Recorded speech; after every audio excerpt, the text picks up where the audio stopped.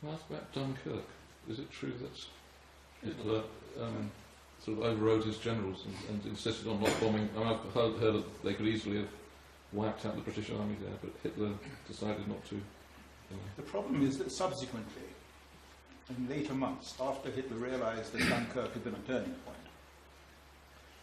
as frequently happens, he then rationalized what had happened and put a gloss on it. He said, well, I let the British escape. That was an olive branch. That was the way he dressed it up. But if you read the actual papers of the moment, you realize that what happened was something very different. The British were retreating pell-mell towards, as I always say, this was the only occasion when the British got to the beaches before the Germans. But I suppose they're quite tasteless.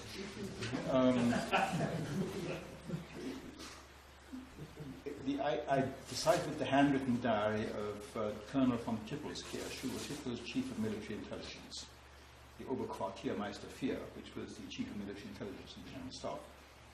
And on, I think, May the 24th, or May the 25th, 1940, he puts in his pencil diary, he said, when did we first discover that the British were embarking? When did we first realize that the British were embarking? And quite clearly, this is a question that is reflecting the question going around in Hitler's headquarters, that until that point they hadn't realized that the British were actually running away. Because Hitler had said to his staff 2 days previously, he said, I know the British, once they dug in, they fight. And he said, I've got to take into account, I've got to defeat the rest of France yet. So we'll put the British on the back burner and come back and deal with them separately. And then 3 days later, he realizes the British have upped and gone. And this was so out of British character in the way that Hitler viewed the British. You see, what we did in Dunkirk was, I think, one of the foulest betrayals of World War II. In the British archives, you'll find there are blank pages. And I thought, that's nice, they put in blank pages to keep the important documents apart. But no, blank pages replace documents that have been taken out. And when I was writing Volume 1 of Churchill's War, which unfortunately I haven't got here anymore, I contacted the widow of the French Prime Minister, Paul Reynaud, at that time, in 1940. Paul Reynaud was French Prime Minister at the time of Dunkirk. And he stayed in Paris until sometime in June, and then he fled south to Boulogne. He didn't lose his head, but his mistress did. The car crashed, and the mistress literally lost her head. Very unfortunate episode. Paul Reynaud. Anyway, his widow, I visited her in her home, sitting next to the National Archives in Paris. And she sat there, and she only had one arm.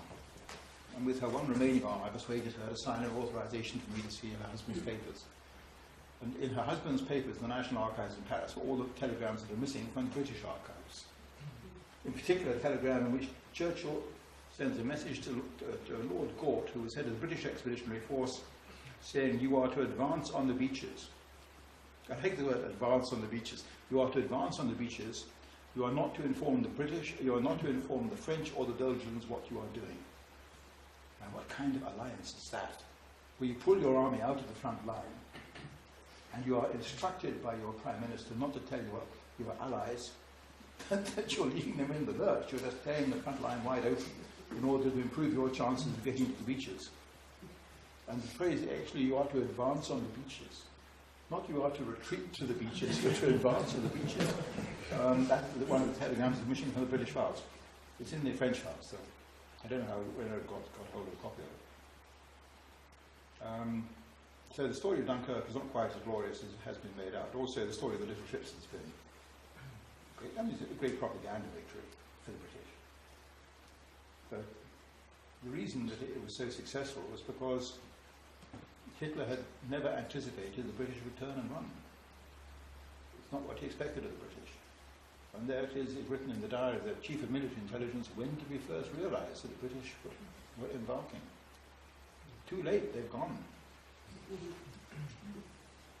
In Hitler's, I'm sorry to be a hard one. And subsequently, of course, Hitler then put the gloss on and said, well, I let them go, didn't I?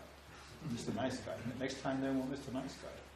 I read your book Hitler's War, and I'm reading it again.